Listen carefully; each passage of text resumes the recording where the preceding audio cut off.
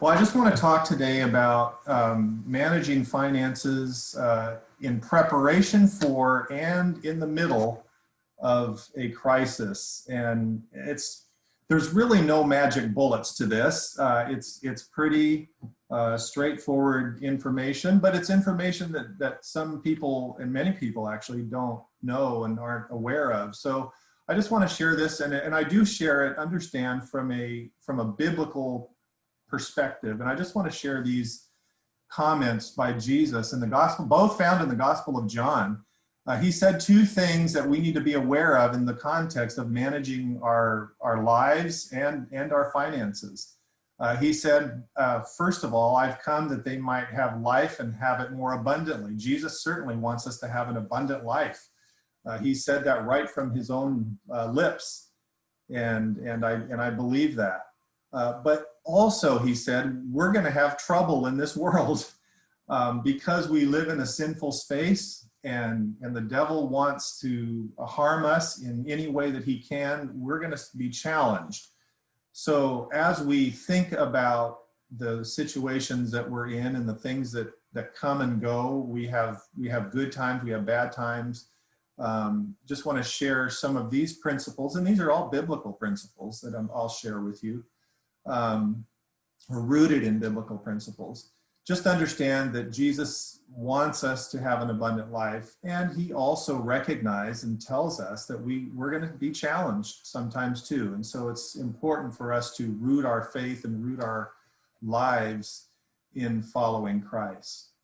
So what should we do maybe before the crisis comes? I like to talk about this subject in the context of what Joseph went through in Egypt. We all know the story. God asked Joseph from the prison cell, really, to save Egypt from a very difficult famine situation. And so he gave them a vision of the cows and the corn. And we remember that vision where the lean cows ate the fat cows, and the lean dried up corn ate the fat, nice corn. And that can be summed up in a comment by Dave Ramsey, who is a noted personal finance expert. And if you've listened to Dave Ramsey, you've heard him say this: live like nobody else so you can live like nobody else. And really that summarizes the idea of, in times of plenty, you need to save so that when times get hard, you'll have something available to you. For lots of different reasons and circumstances, many have not really found the ability or desire sometimes to think about that principle of saving in times of plenty, so you'll have you'll have what you need in times of famine or difficulty. So I want to share some of the things that we can do financially in terms of preparing for a crisis. One of the first things that we can do is reduce or eliminate debt. I think that's maybe something we think about a lot, but maybe don't know or haven't had the ability, for whatever number of reasons or circumstances, to do. But it's something that is certainly top of mind when you're trying to deal with your personal finances and making the health of your personal finances better. Save money. Back to that principle we just talked about with respect to what Joseph did in Egypt. He saved in times of plenty so that he would have something in times of difficulty. Invest. Those are kind of two different things, and I'll talk about the difference between those two as the presentation goes forward. And then finally, avoid some pitfalls that are out there that will sometimes sabotage your financial health. So let's go over those four things: reduce or eliminate debt, save, invest, and avoid some pitfalls. Let's talk about getting out of debt. Let me share a couple of interesting statistics. Obviously, debt is a hindrance. It's a challenge. It's a roadblock. It's a it damages personal financial health. Here's some statistics. As of the first quarter of 2020 in the US, household debt amounted to $14.3 trillion. That's a number that you really can't sometimes get your head around. That's an awful lot of money. And that's just the debt, household debt carried by families in the United States and their households. It's a tremendous burden. The average person in the US owes approximately $30,000 in non-mortgage debt. That's, when you buy a house, most people have to do that on credit.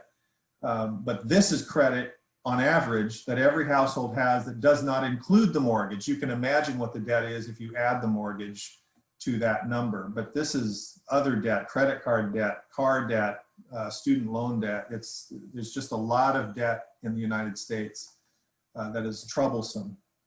The average American household is in debt. This is the total number of about 140,000. And the median income is about 65,000. So you can see, the income to debt ratio there is not favorable. If you just stopped everything you were doing and addressed your debt, it would take most people more than 2 years to pay off the debt they owe. And that's a troubling statistic. So what do we do about that? Here's one plan I like to suggest. It's a fairly simple plan, but it's very effective. And I call it using the 4 Ps. The 4 Ps to reduce your debt or to eliminate your debt. The first P is to put away the credit card. Now, I say put away, it worked out to use it as a P. I say get rid of them, cut them up, throw them out, whatever else you need to do to get rid of the debt.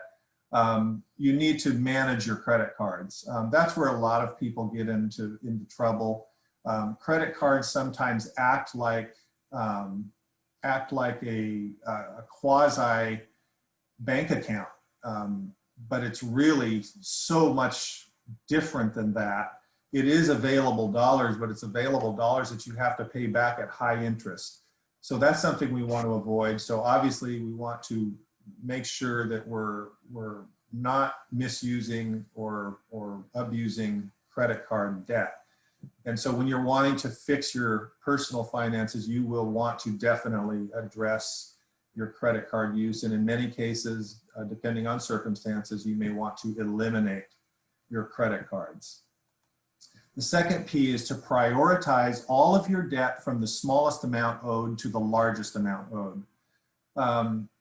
And that means any debt that you owe that is credit card, store debt, mortgage debt, car debt, student loan debt, any kind of revolving credit that you may have.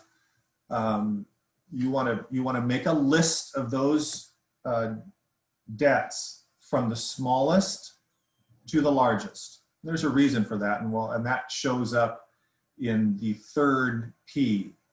You want to pick the smallest one. Now, a lot of people say, well, why would I pick the smallest one to start with? Why not pick the most expensive interest rate or the most significant, or, let's just tackle the most expensive one? Well, there's a psychological reason to picking the smallest one. And the psychological reason is success breeds success.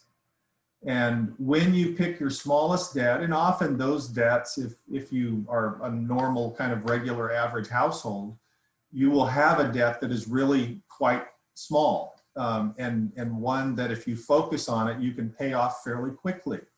And so when you do that, it really breeds success, and it gives encouragement and says, you know what, I paid that one off and I can do the next one too. So that's why we suggest that you pick the smallest one and address that one. And then the fourth P, of course, is pay it off. And then you simply repeat that process for every single debt that you owe. And that creates kind of a snowball effect. It almost, for me, I know I live in the financial world and it's something that I'm very familiar with, but for me, it was a bit of a game to get debt paid off in this manner. And I used this method. It's absolutely effective. You have to be intentional though. It's something that just doesn't happen. It doesn't just, debt just doesn't go away. Often debt just increases and we don't think too much about it until we look and say, oh no, now I'm in trouble. But if you're intentional about it, if you start with that small one, you get that one dealt with, then you move to the next one and use the dollars that you were paying the previous debt off with to address the next one. And it builds and builds, and pretty soon, if you stick with it and you're on task, then you will look up one day and say, wow, I'm out of debt. And it does work. It does work. Sometimes, and we have to be patient with ourselves, it takes a while to get into debt that can be difficult for you to manage. So it'll take a while to get out. So be patient with yourself, but be intentional. That's what it takes to get those debts paid off. So use those 4 P's to get out of debt. It's an effective method, and if you're focused on it and you're intentional about it, you can manage it and make a big difference in your situation. So savings is the next item. Debt is suffocating to people, but on top of that, also people don't save. So not only are we getting in debt as a nation in our families, but we're also not saving for the future. And that's kind of a double-edged sword that's really, really damaging to our personal finances. And so a couple of statistics: 69% of adult Americans have less than $1,000 in a savings account. That's a really scary statistic. There's no fallback position because we're not saving at all. Almost 55% of people aged 45 to 54 have no savings, and 40% of those aged 55 to 64 have no savings. Now that's really scary, because this is the group that's kind of approaching retirement age, and they have nothing saved in the bank. So that's a really, really scary statistic. And really what it indicates is so many people are putting all of their eggs in the basket that the federal government's going to take care of them when they retire. And that may be true to some degree, but we don't know what the winds of change will bring. We don't know what the federal government will do. We have no idea. So to depend on that benefit in your retirement years is probably a little bit scary. So saving is important, is the point of this slide. So how can we do that? And what should we be addressing? There's several different ways to save and reasons to save. I think the first one is really an important one. The others, they're all important, but the first one is really important. It doesn't seem like a big deal, but there are some other statistics that I didn't quote that say there are people that cannot deal with a $100 emergency situation that comes up unexpectedly without borrowing. That's terrible. That's a terrible place to be. So to have an emergency fund for things that come up unexpectedly, car problems, house maintenance issues that come your way, is really, really important. And it doesn't take too much to address some of those emergencies, as long as you maintain those dollars for an emergency. An emergency is not buying a TV at Christmas. It's not even for giving your kids a birthday present for $200. Those are not emergencies. This is for things that come up unexpectedly that you have to deal with right now to continue living your life in a way that's appropriate. So saving $1,000 as quickly as you can for that emergency fund is good. I mean, if you can make it bigger than $1,000, that's great. But often those emergencies come and they're within the construct and confines of about $1,000. So that can help you with most of those kinds of issues. Another reason to save is income replacement.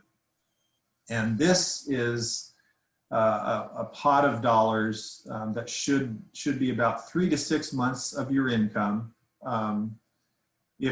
If you lose a job or have temporary disability where you lose an income stream into your home for a temporary time, this is a pot of dollars that you can use to help you get back on your feet, help you pass some time as you're, if you're looking for a job or whatever, you need some income replacement. This is the pot of dollars that you can use to help you through that difficult time. Another one that we all face and all deal with are planned events. Christmas is of course a big one there. Birthday gifts, vacations, those kinds of things where we know they're coming and that we know that they're going to take some dollars. You want to plan ahead so that you're not having to use credit or borrow to address the needs when they come. And you know they're coming. I mean, you know when your birthdays are, you know when Christmas is. You usually plan a vacation ahead of time. So in that planning process, plan to save dollars ahead to address those needs. These are all different, and they should only be used for those purposes. That's why they're there, and why you plan and are intentional about the use of those dollars. How should you relate to saving? The reason a lot of people don't save is they're not intentional. It has to be something you plan. Make it a part of your financial routine, something you do all the time. Maybe you sit down every month and you write checks, or you sit down in front of your computer screen and you deal with your electronic payments. Well, be just as intentional with your saving about putting dollars away. Save directly from your paycheck. Often people, when they don't see the dollars coming through their hands on the way to the savings account, and maybe they don't make it to the savings account because they come through your fingertips, and you see something that you need or want or whatever ahead of your ability to get to the bank. Saving directly from your paycheck is a good process because it just goes straight from when you get your income directly to your bank account, and you don't see those dollars, and that really is a benefit to managing and to building a savings plan. And make it fun. I enjoy these kinds of things. Here's some suggestions about how one might make it a game, a bit of a game in terms of saving. If you're saving for some event like Christmas, for instance, or even your emergency plan. If you have the ability to do this is really a neat way to do it. If you start with $4 and the first week you save $4, and the next week you save $8, and the week after that you save $16, by the time you get through 8 weeks, you have $1,000 or over $1,000. Now, admittedly, the last couple of weeks may be a bit of a challenge, and maybe you can't manage all of that all at once in those last couple of weeks, because it's like 200 and 500 in those last couple of weeks if you double it every week. But that's just one method. You can do, extend the number of weeks, reduce the number of dollars, whatever, but make it a routine. That's the point of this, and make a goal. Plan it ahead. Christmas, if you go $2 a day, people don't think much about going and buying a coffee or whatever they buy on a daily basis. That can be, you can be just as intentional about saving a fairly small amount of dollars per day if you just do it. And by the end of the year, you've got a reasonable amount of money. $25 a week. Most people in a kind of the average household might, if you're intentional, can do that for your saving plan. Investing. Having different investment savings plans, like I just mentioned, is different than investing. You save for those other things I was talking about, but you invest really for the long term. Usually that means you're talking about your retirement funding. Dollars that you're going to need to live on later in life if a catastrophe happens, something like that. You're talking about invested dollars that have a long view of when they'll be used. So here's some rules of thumb about saving and investing for the long term. You want to understand what you want to live on in retirement, okay? Now this can get really, really complicated, and there's all kinds of information that I don't have time to share today relative to what you might need in retirement and how you ought to orient yourself. But some very, very simple ideas are, 80% is probably a good rule of thumb. The kids are out of the house. Hopefully your house is paid off. You're out of debt. You're not servicing any debt. So 80% of your regular income that you had while you were working is probably a good rule of thumb.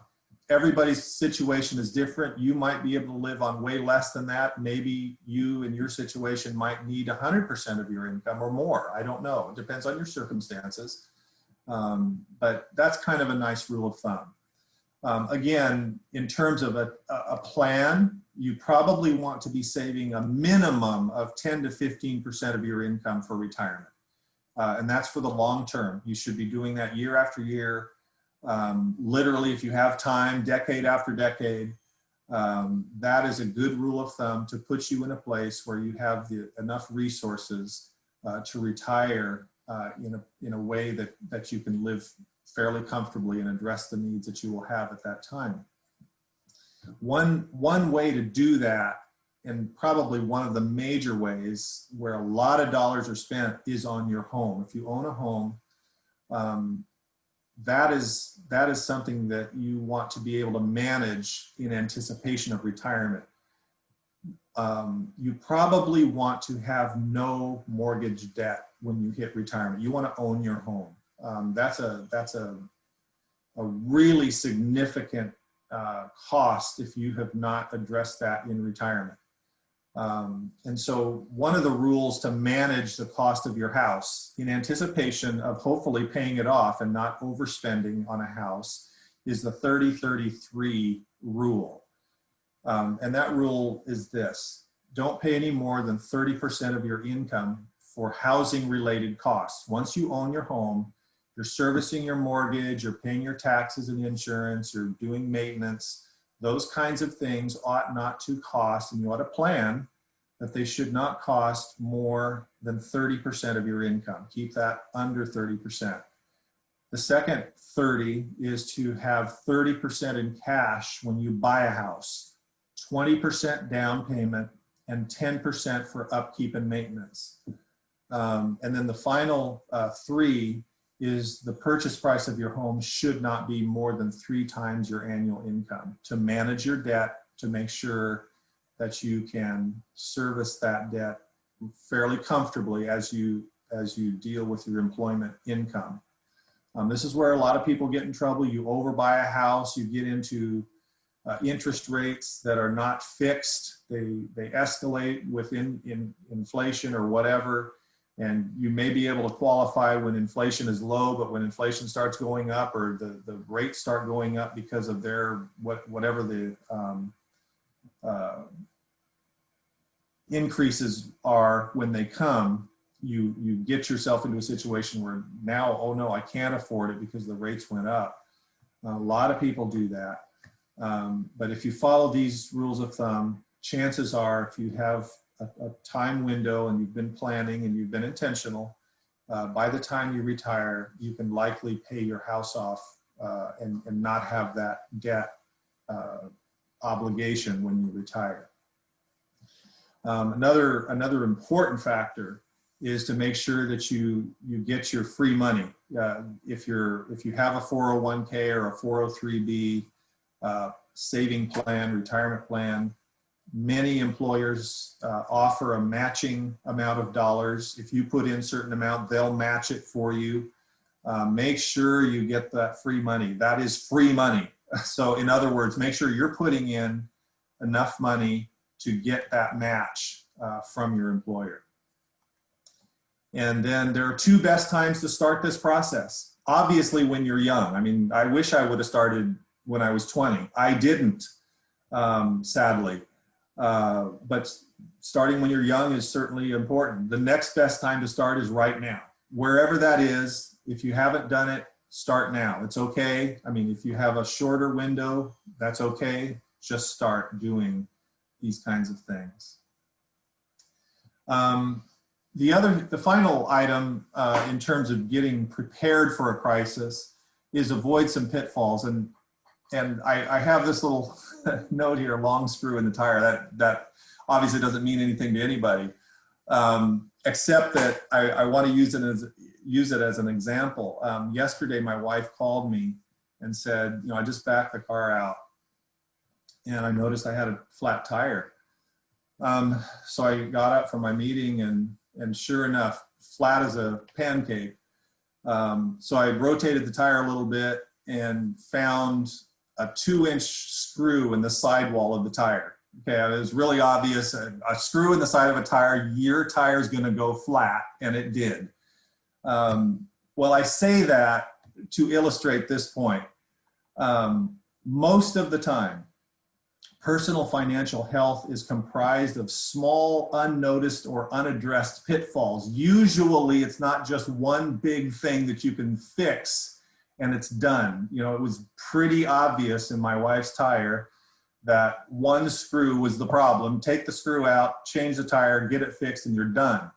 But in terms of personal finances, that's usually not how it works. I mean, there's usually not just one big thing you're doing wrong or should be addressed, and you fix it and you're okay. That's not often the case. Most of the time, it's a whole bunch of little small leaks in your personal finances that you need to really be careful about, to assess and to identify, and then over time make sure that you're not you're addressing those small leaks, because a bunch of those small leaks add up to a big problem, and you can end up with a flat tire in your personal finances. So here's a list of some things to avoid. This is certainly not a comprehensive list, and some of this is my opinion of things not to do. Maybe certain circumstances in your life would require you to do some of these things, and I understand that. But generally speaking, these are lists of things that you probably want to avoid if you want to make sure that your personal finances are at peak health.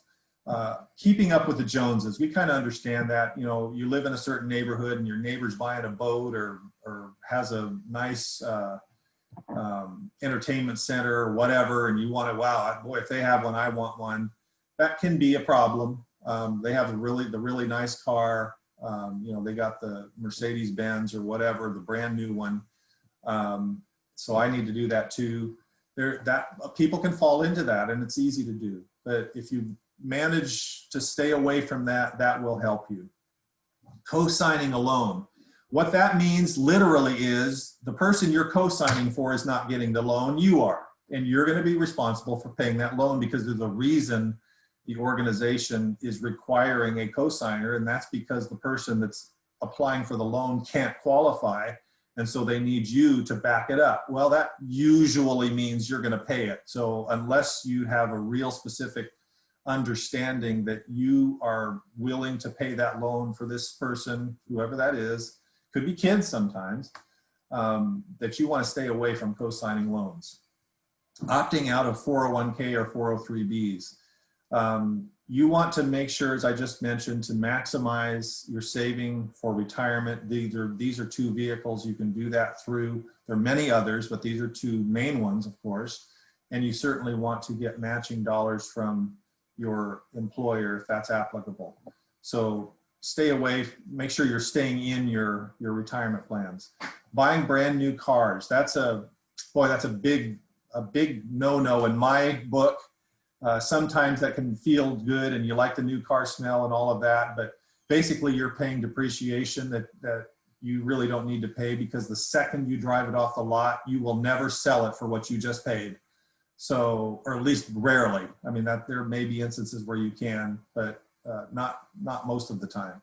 So you let somebody else pay the depreciation, buy it, you know, with 10 or 20 or 25,000 miles on it after the depreciation's been paid, and you'll be way better off financially. Don't rent to own. That's just really expensive. That's no two ways about it. If you buy it new, you're going to pay way less than if you rent to own. Just don't stay away from that. It's terribly expensive. Don't invest in a single stock. The risk is too high. The markets are volatile. You want to be diverse in your investment approach. Don't put all your eggs in one basket, so to speak. We've all heard that. Don't ignore budgeting. Budgeting is a huge tool that helps us understand how our income flows and our expenses flow. That's really important to remember. Don't allow our bills to exceed our income. That's kind of intuitive to most of us. Don't equate on sale with saving money, okay? The thing you ought to be asking yourself is, can I afford to buy it? And if it happens to be on sale and the answer to your question is yes, then great. But just the fact that something is on sale doesn't mean you're going to save money, because you may not even afford, you may not be able to afford it even if it's on sale. So that's the wrong question to ask. The right question to ask is, regardless of the price I'm paying, regardless of what the store says I might save from the normal price, can I afford to buy that item? Don't totally leave the stock market. Yeah, there's a lot of volatility there, but long-term investing and saving, it's important that you have some exposure to the marketplace. Purchasing investments or anything else that sounds too good to be true, stay away from that. Because 99% of the time, if it sounds too good to be true, it is. And you can get yourself in financial trouble. Don't do major financial transactions over the phone. That's just, I mean, some of that may be okay if you know the people and you've trusted the people on the other end of the line, but often there's some things that you can get into that really can challenge your financial situation if you do those things over the phone. Don't make purchases, or especially large ones, out of emotion. Make sure that they're well thought out, well planned out. You know your situation. Once you spend the dollars, you know what you're getting into, but don't just do off the cuff big purchases because you'll probably overspend. Borrowing from your retirement plan is a real problem, and I won't go into all the details of why that is such a big problem. It's a really multifaceted deficiency, or creates some multifaceted deficiencies in your personal financial health. But borrowing from your retirement plan should be a last resort. If things are,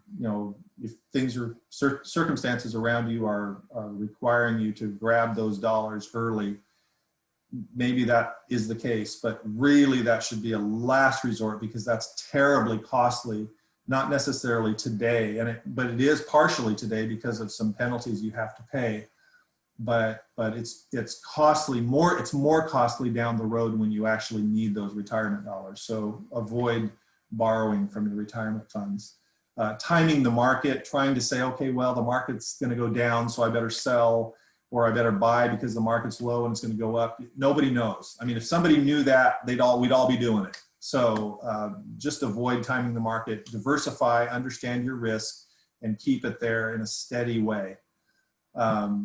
Using insurance is a significant part of your investment plan. That, generally speaking, is not a good idea. There may be circumstances where that might be important, or you may want to talk that through with your partner if you're married. But in general terms, you don't want to put all of your eggs in the insurance basket when it comes to investing. The biggest thing, of course, as I mentioned earlier, we can plan all of these things for resources and dollars and putting money in the bank, but our faith is rooted in Christ. He gives us the ability to have these resources, and making sure that you're partnering with Him as you're planning your financial future and planning your retirement processes. So what do I do now when the crisis arrives? Okay, I mean, we can plan ahead, and that's good, but what happens if we have not been able to plan ahead and, oh no, suddenly I'm in a crisis? What do I do? There are limited things you can do, because when the crisis comes and you haven't planned, there are not a lot of levers to pull, but there are some things you want to probably pay attention to. What can I do when the crisis arrives? You want to maximize your cash availability. You may have some funds available that were in a savings account or checking account or CDs or money market type funds.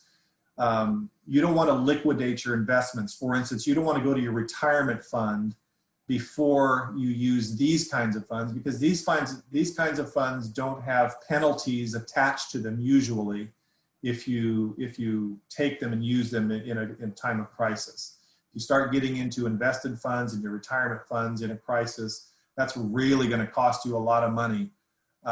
So use your more liquid assets, use your checking, use your savings, use your money market type funds before liquidating investments. Make a budget. This is so critical. One of the biggest pitfalls that people face is they don't know where their money's going. And I don't mean in big sweeping understanding. I mean, we all know that we got to pay rent or a mortgage. We all know that we have to go to the grocery store and buy food. Those are things that we know that we have to do, but where people get in trouble, as I mentioned earlier, are the little leaks that we just don't think about. We grab, $40 out of the ATM. We spend dollars on fast food or just kind of impulse buying when we're in the store. We just grab something off the shelf or whatever. There's not a lot of, we're not paying attention to where every dollar is going. And so making a budget and understanding, particularly in a crisis when you need to be managing dollars within your resources, paying attention to what's coming in and what's going out, and making sure that what's going out is less than what's coming in is really important. And doing a budget to track that will help you do that. Minimizing your bills. Again, people don't know where their dollars are going. So if you sit down and you just assess your financial situation, what I've recommended to people is go take 2 months. Take 2 months and write down every dollar that you spend and where it goes. Write it down, every single dollar. Where do you spend your dollars for 2 months?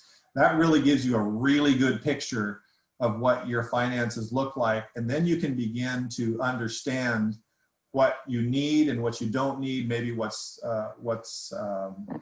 optional, what's not so optional, and you can really assess it from there. Pay down your credit as best as you can.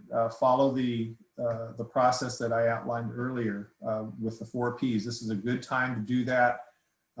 Making sure, again, assessing your situation, picking that small debt, getting rid of those debts on a regular, intentional basis. If you don't have revolving debt or a lot of debt in your household in a crisis, that really is going to help you a lot. So assess that and make sure that you minimize that financial load. Another thing to do is check your insurance. I mean, we have insurance on cars and lives and houses and people and other things. Take a look at that. It's a really competitive marketplace. And I mean, we all hear ads on TV about, if you do this one, we'll save you $100 or whatever it is. It kind of is true. If you've been loyal to one insurance brand for a while, you may want to look out there and see what's going on and see what you can do in terms of maximizing your coverage and minimizing your premium. So take a look at that. It makes a difference. It does make a difference. As a final reminder, Jesus, through the prophet Jeremiah, also said this: "For I know the plans I have for you, declares the Lord, plans to prosper you and not to harm you, plans to give you hope in a future. Then you will call on me and come and pray to me, and I will listen to you. You will seek me and find me when you seek me with all your heart. I will be found by you, declares the Lord, and bring you back from captivity." Jesus wants us to prosper. He does. And I'm not talking about when you become a Christian, you're going to become rich. Some preachers preach that. That is not what the Bible teaches. But Jesus will bless us. He wants to bless us. He wants to live. He wants us to live in prosperity and plan for our life situation. And he'll help us do that as we depend on him, as we put him first in our lives. He will add those things that we need to our accounts. And as the other verse says, seek first the kingdom of heaven and his righteousness, and all these things will be added to you. I really believe that with all my heart. And we need to put Jesus first, include him in our plans, include him in our finances, include him in all that we do, and he will bless us. Thank you. Amen. Thank you so much, Randy. That was so packed full of useful information, so practical. I've got so many notes here. I feel like I need to memorize it now. Thank you so much. We do have some time for questions. So I was thinking as you were sharing, you know, one of the things that happens during crisis situations like what we're going through is that people might be losing jobs or getting hours cut and so forth. So there's also a need to kind of cut expenses during that time. You shared the idea of sort of tracking your expenses for 2 months and seeing where your dollars go. Are there anything else that we can do as we're thinking about, well, how can I cut my expenses so that I can at least try to make it through as best as possible during this time? Right. Yeah, it's a great question. I think one of the biggest things, and this is, I think, not a surprise to people, but it can be fairly disruptive. But if you need to do it, you need to do it, and that is assess your housing situation. You know, if you own a home, maybe you can you call your lender and see if there's some refinancing opportunities that can reduce your payments. And right now rates are so very low. I mean, if you got loans 5, 6, 7 years ago, you definitely should be looking into refinancing today because rates are so very low. And you can save a lot of dollars that way. If you're renting in a renting situation, there's always an opportunity to assess that. And, you know, where you're paying $1,500 a month, you may need to, if things are significant enough, you may need to take a look and find places maybe that are $1,000 or $900 and save yourself a few $100s. But those are some of the drastic things you can do. You do the same thing with your transportation. If you have auto loans that are significant, you may want to sell a vehicle and get something that's more affordable that you're not having to make a payment on or something like that. Those are some of the things that people do in a really significant crisis where, yeah, it's pretty disruptive to have to sell a home or to move or to sell a car. But sometimes circumstances demand those kinds of things. And that might be something you will think about doing. Okay, thank you so much. And it sounds like a lot of it is about doing some research, looking for those better options that are available out there. That's right. Absolutely right. Okay. Any other questions?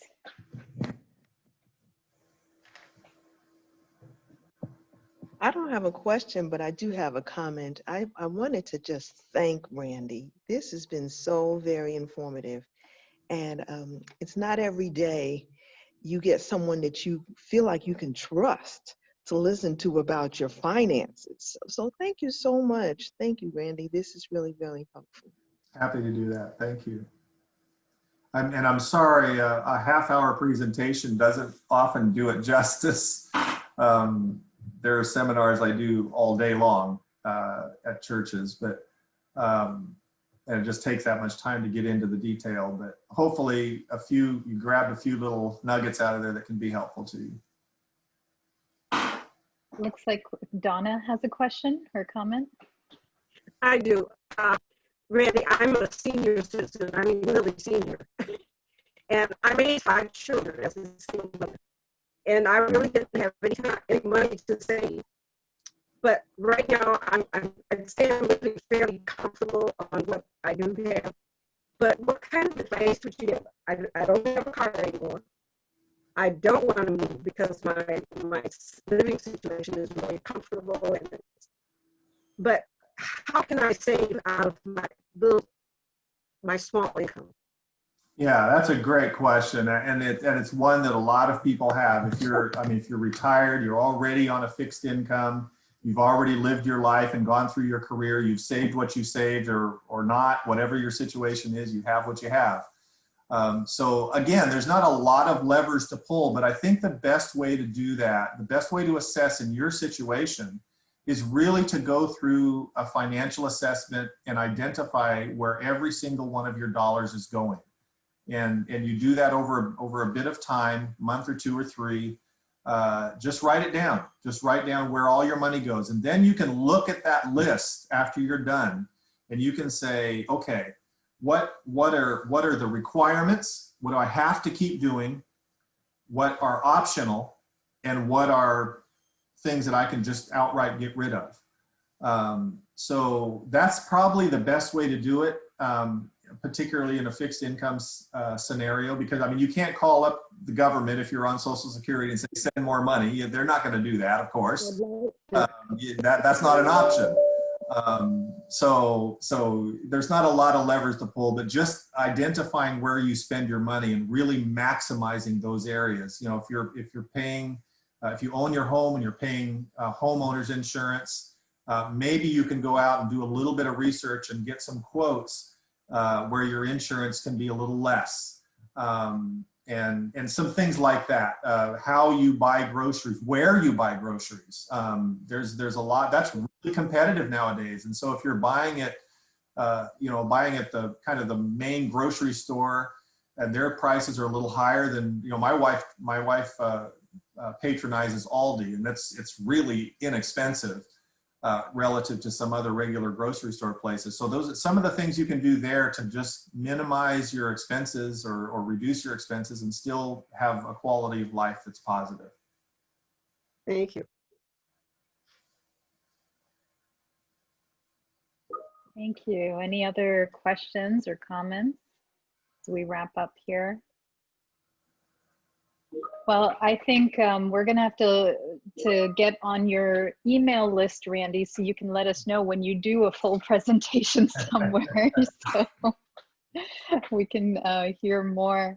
As you were sharing, it just reminded me of the passage in Proverbs. It's chapter 27, verse 3, where it says, "Be diligent to know the condition of your flocks and pay attention to your herds." And I've always thought of that as, pay attention to we may not have flocks and herds, but we have pennies and nickels. Right. And we have dimes. different kinds of assets nowadays, and we need to watch them just as diligently as the flocks and herds. That's right. That's right. They might stray away if we don't keep an eye on them. That's right. That's right. Well, thank you so much. This has been incredibly useful, very practical, and we will put this recording online. So if you know of folks who really need to hear this, then we'll let you know when it's available, hopefully in just a few days next week. So please share it. But thank you again, Randy, so much. And would you please offer a prayer for each of us as we close? Sure. Thank you. Father in heaven, it's been a blessing to be a part of this discussion today. And I'm grateful for Dr. Angie and her team. Thank you for what she's doing, Lord. I pray that you'll multiply her blessing of others in ways that will be of assistance, Lord. And we just pray that maybe the little bit of information that we shared today will be helpful to some. Direct it, Lord, to those who need it. And may it be a blessing, Lord, not because it's me or I don't have the expertise. What we have comes from you, and we're just so grateful, Lord. So bless others with these comments, hopefully, and may they serve to draw people closer to you and not push them away. We thank you, Lord, for what you give us. We're just so grateful for the gift of Jesus. And may we serve him each day to the best of our ability by his Spirit, we pray. In his name, amen.